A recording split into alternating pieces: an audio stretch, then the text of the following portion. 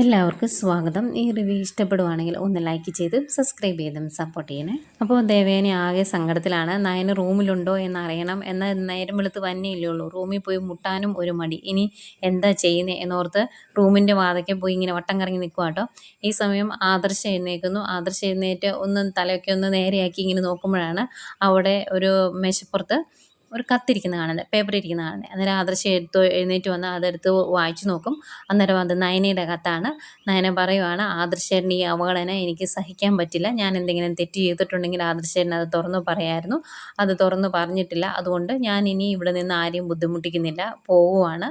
ഇനി എൻ്റെ തെറ്റ് എന്താണ് എന്ന് എന്നെ പറഞ്ഞ് മനസ്സിലാക്കി തിരിച്ചു കൊണ്ടുവന്നാൽ മാത്രമേ, തിരിച്ചു വിളിച്ചാൽ മാത്രമേ ഞാൻ തിരിച്ചു വരുവുള്ളൂ എന്ന് പറഞ്ഞൊരു കത്ത് എഴുതി വെച്ച് നയന പോയി. അത് ആദർശ് വായിക്കുന്നു. ആദർശിന് മുഖത്ത് വലിയ ഭാവമാറ്റമൊന്നും കാണിക്കുന്നില്ല.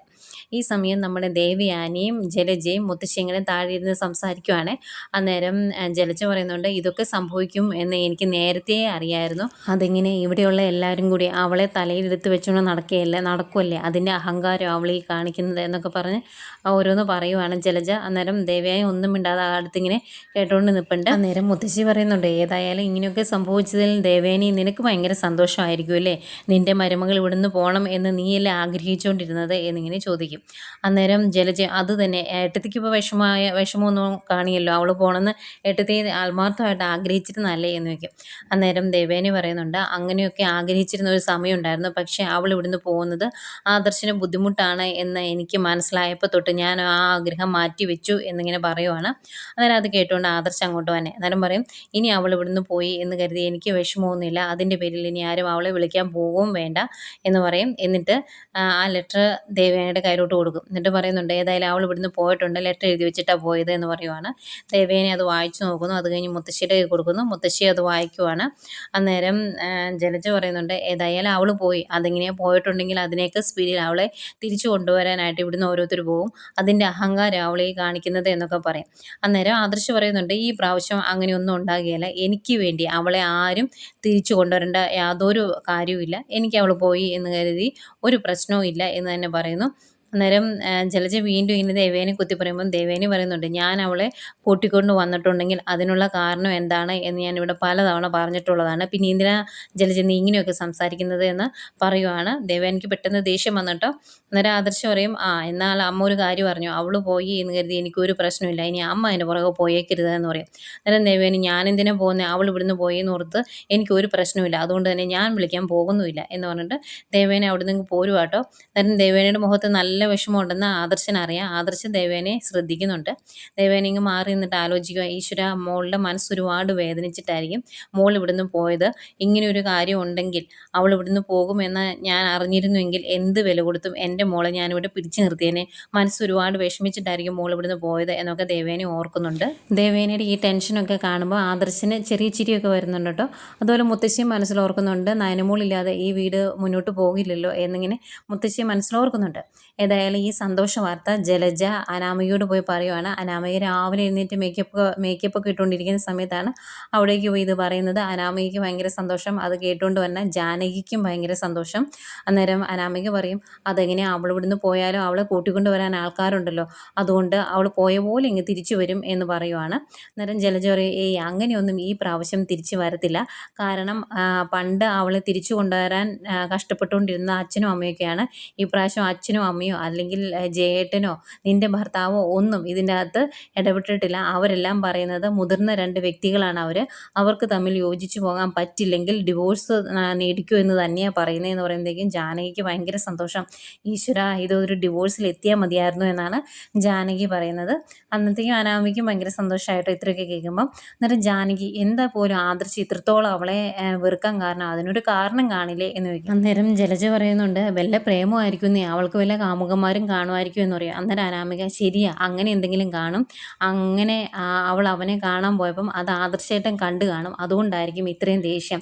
ഏതായാലും അങ്ങനെയാണെങ്കിലും രണ്ടുപേരൂടെ തല്ലി പിരിഞ്ഞാൽ മതിയായിരുന്നു, എങ്കിൽ സമാധാനം ഉണ്ടായിരുന്നു എന്ന് പറയുന്നു. അന്നേരം ജലജ പറയും, അങ്ങനെയാണെങ്കിൽ അവളുടെ മൂത്തതൊരുത്തി ഉണ്ടല്ലോ, അവളെ ഇങ്ങോട്ട് കൊണ്ടുവരരുത്, പിന്നെ ഇവിടെ മനസ്സമാധാനത്തോടെ നമുക്ക് കഴിയാലോ എന്നിങ്ങനെ പറയുക. ഏതായാലും 3 പേരും നല്ല ഹാപ്പിയാണ്. ഈ സന്തോഷ വാർത്ത ജലജ നേരെ അഭിയുടെ അടുത്തേക്ക് എത്തിക്കുകയാണ്. അന്നേരം അഭി ചോദിക്കും, അവരിവിടുന്ന് പോയാലും കുറേ കഴിയുമ്പോൾ ആദർശേട്ടൻ വിളിച്ചുകൊണ്ട് വരുമെന്ന് പറയുമ്പോൾ, എടാ ഇനി അങ്ങനെ ഒന്നും നടക്കുകയില്ല, ആദർശ് നല്ല ദേഷ്യത്തിലായെന്ന് പറയും.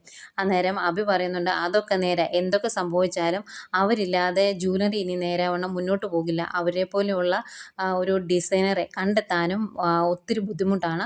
അതുകൊണ്ട് തന്നെ അവരെ വിളിച്ചുകൊണ്ട് വരുമെന്ന് പറയും കേട്ടോ. അന്നേരം ജലജ പറയുന്നുണ്ട്, പിന്നെ അതൊന്നും സംഭവിക്കില്ല. പിന്നെ നീ എന്നോട് ഈ പറഞ്ഞ കാര്യമൊന്നും അവരുടെ മുമ്പ് വെച്ച് പറയണ്ട, അവളെ അങ്ങനെ പുകഴ്ത്തി പറയേണ്ട കാര്യമൊന്നുമില്ല എന്ന് പറയുമ്പം അഭി പറയുന്നുണ്ട്, ഓരോ സൈഡ് എങ്ങനെയെങ്കിലുമൊക്കെ ഒന്ന് ശാന്തമായിട്ട് വരുമ്പോൾ മറു സൈഡ് പ്രശ്നത്തിലാണല്ലോ എന്ന് ഓർക്കുമ്പോഴേ എനിക്ക് ടെൻഷനെന്ന് പറയും. അന്നേരം ജലജ ചോദിക്കും, നിനക്ക് എന്താ ടെൻഷൻ, നീ കുറേ കാലം ആയാലും ഇത് പറയുന്നത്, എന്താ കാര്യം എന്ന് ചോദിക്കുമ്പം, കുഴപ്പമുണ്ട്, അത്യാവശ്യം നല്ല വലിയ കുഴപ്പം തന്നെയാണ്. അതുകൊണ്ട് ഒരാളോടും ഇതിനെപ്പറ്റി ഓരോ അഭിപ്രായം പറയാനും പക്ഷം പിടിക്കാനും ഒന്നും പോകണ്ട, അതായിരിക്കും അമ്മയ്ക്ക് നല്ലത് എന്ന് പറഞ്ഞിട്ടാണ് അഭി അവിടെ നിന്ന് അങ്ങ് പോകുന്നത്. അതെന്താ പോലും എന്നുള്ള ചിന്തയിൽ നിൽക്കുന്നുണ്ട് ജലജ. പിന്നെ കാണിക്കുന്നത് നമ്മുടെ നയനയുടെ വീടാണ്. രാവിലെ പത്രമൊക്കെ വായിച്ചിരിക്കുകയാണ് ഗോവിന്ദൻ, കനകയും അവിടെ തന്നെയുണ്ട്. അന്നേരമാണ് ഓട്ടോയിൽ നയന അങ്ങോട്ട് പോയി ഇറങ്ങുന്നത്. അന്നേരം അവർക്ക് സംശയം തോന്നും, ഓട്ടോയിൽ എന്താ വന്നേ എന്നോർത്ത്. അന്നേരം നയന കയറി ചെല്ലുന്നത്, എന്താ മോളെന്തെങ്കിലും ഓട്ടോയിൽ വന്നത് എന്ന് ചോദിക്കുമ്പോൾ, ഒന്നുമില്ലമ്മേ, എനിക്കിവിടെ 2 ദിവസം നിൽക്കണം എന്ന് തോന്നി, നന്ദു ഇല്ലാത്തതല്ലേ, 2 ദിവസം നിന്നിട്ട് അങ്ങ് പോയി കഴിഞ്ഞപ്പോൾ ഒരു വിഷമം, 2 ദിവസം ഇവിടെ നിൽക്കാൻ വേണ്ടി വന്നതാ എന്ന് പറയും. അന്നേരം അവർ തിരിച്ചും മറിച്ചൊക്കെ ചോദിക്കുന്നുണ്ട് കേട്ടോ, ഇത്ര രാവിലെ എന്തിനാ വന്നത്, മോളെ കുളിച്ചിട്ട് പോലും ഇല്ലല്ലോ എന്നൊക്കെ ചോദിക്കുമ്പോൾ, അല്ല ഇവിടെ വന്ന് കുളിക്കാമെന്നാണ് ഞാൻ കരുതിയത് എന്ന് പറയും. അന്നേരം ഗോവിന്ദൻ ചോദിക്കുന്നുണ്ട്, മോള് ആ കാര്യങ്ങളല്ല, അമ്മ മോളെ സ്നേഹിക്കുന്ന കാര്യമൊക്കെ ആദർശനോട് പറഞ്ഞോ എന്ന് ചോദിക്കുമ്പോൾ, ഇല്ല അച്ഛാ, പറയാൻ പറ്റിയില്ല, ഓരോ സമയത്തും ആദർശേട്ടൻ ഓരോ തിരക്കായിരുന്നു, അതുകൊണ്ട് പറയാൻ പറ്റിയില്ല എന്നൊക്കെ പറയും. അന്നേരം ഇവർ പിന്നെ ഓരോ ചോദ്യങ്ങൾ ചോദിക്കുമ്പോൾ, ഞാനിവിടെ 2 ദിവസം നിൽക്കാനാണ് വന്നത്, ഇനിയിപ്പോൾ നിങ്ങൾക്ക് ഇഷ്ടമല്ലെങ്കിൽ ഞാൻ പോയേക്കാം എന്ന് പറയുമ്പോൾ, അതെന്താ മോളെ ഇങ്ങനെ പറയുന്നത്, മോൾ ഇവിടെ നിൽക്കുന്നത് ഞങ്ങൾക്ക് സന്തോഷമല്ലേ ഉള്ളൂ എന്നിങ്ങനെ പറയും. അത് കഴിഞ്ഞ് നയന അകത്തേക്ക് പോയി കഴിയുമ്പം ഗോവിന്ദനും കനകയും കൂടെ പറയുന്നുണ്ട്, എന്തോ പ്രശ്നമുണ്ട്, അല്ലെങ്കിൽ മോൾ ഇങ്ങനെ വരില്ലായിരുന്നു എന്ന് പറയുമ്പം ഗോവിന്ദൻ തന്നെ പറയുവാണ്, അങ്ങനെ എന്തെങ്കിലും പ്രശ്നം ഉണ്ടെങ്കിൽ മോളുടെ അമ്മായിമ്മ ഇങ്ങോട്ട് വിളിക്കും, അവർക്ക് അത്രത്തോളം മോളെ ഇഷ്ടമാണല്ലോ, അന്നേരം നമുക്കറിയാം, അതിനു മുമ്പ് മോള് പറയുമെന്ന് നമുക്ക് നോക്കാം എന്ന് പറയുന്നുണ്ട്. ഏതായാലും കനക പുറകെ നയനയുടെ റൂമിലേക്ക് ചെല്ലുവാണ്. അന്നേരം നയന ആകെ വിഷമിച്ച് നിൽക്കുക. അന്നേരം എന്താ മോളെ എന്താ സംഭവിച്ചത് എന്ന് ചോദിക്കുമ്പോഴേക്കും കാര്യങ്ങളെല്ലാം പറയുവാണ് നയന. ആകെ വിഷമാവുന്നുണ്ട് നയനയ്ക്കും കനകയ്ക്കും ഒക്കെ. അന്നേരം കനക ഇങ്ങനെ വിഷമത്തോടെ പറയുക, ഈശ്വര, ഈ കാര്യങ്ങളൊക്കെ മോളുടെ അച്ഛൻ അറിഞ്ഞിട്ടുണ്ടെങ്കിൽ വിഷമിക്കുമല്ലോ എന്നിങ്ങനെ പറയുക. അദ്ദേഹം ഗോവിന്ദൻ ഇതെല്ലാം പുറത്ത് നിന്ന് കേൾക്കുന്നുണ്ടായിരുന്നേ. ഗോവിന്ദനകത്തോട്ട് കയറി ചെല്ലുന്നിട്ട്, ആ കാര്യത്തിൽ എനിക്ക് വിഷമം ഉണ്ടാകുമെങ്കിലും എല്ലാ കാര്യങ്ങളും എന്നോടും തുറന്നു പറയണം. ഇനിയിപ്പോൾ ആദർശിന് മോളെ ഒട്ടും ഉൾക്കൊള്ളാൻ പറ്റുന്നില്ല എങ്കിൽ മോള് ചെയ്തത് തന്നെയാണ് ശരി, എങ്കിലും മോൾക്ക് കുറച്ച് ദിവസത്തെ പിടിച്ചു നിൽക്കാമായിരുന്നു, ആദർശിൻ്റെ സ്വഭാവം മാറുമോ എന്ന് നോക്കാമായിരുന്നു എന്ന് പറയും.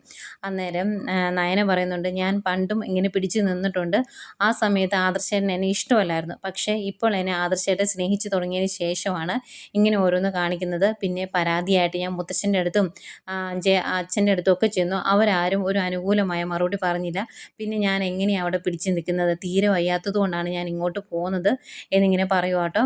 അന്നേരം ഇതെല്ലാം കേൾക്കുന്ന കനകയ്ക്കും ഗോവിന്ദനും ആകെ വിഷമാവുന്നുണ്ട്. അന്നേരം ഗോവിന്ദൻ പറയുന്നുണ്ട് കേട്ടോ, മോളെ അമ്മ സ്നേഹിച്ചു തുടങ്ങിയ കാര്യം ആദർശിനോട് പറഞ്ഞില്ലല്ലോ, അത് ആദർശിന് വലിയ ഷോക്കായി കാണും, അതായിരിക്കും ഇങ്ങനെ പെരുമാറുന്നത് എന്ന് പറയുമ്പോൾ നയന പറയും, അതൊന്നും ആയിരിക്കുകയില്ല, ഞാനും അമ്മയെ സ്നേഹിച്ചു തുടങ്ങി എന്നറിയുന്നത് ആദർശന് സന്തോഷമല്ലേ ഉണ്ടാക്കുകയുള്ളൂ, അതുകൊണ്ട് അത് ആയിരിക്കുകയില്ല എന്ന് നയന പറയുന്നത്. എന്തായാലും നയനയുടെ സങ്കടങ്ങളൊക്കെ നയന പറയുന്നു. ഇതൊക്കെ കേട്ട് നിൽക്കുവാണ് കനകയും ഗോവിന്ദനും. അവരും ആകെ വിഷമത്തിലാണ്. ഇതൊക്കെ കാണിച്ചുകൊണ്ട് ഇന്നത്തെ എപ്പിസോഡ് അവസാനിക്കുന്നു.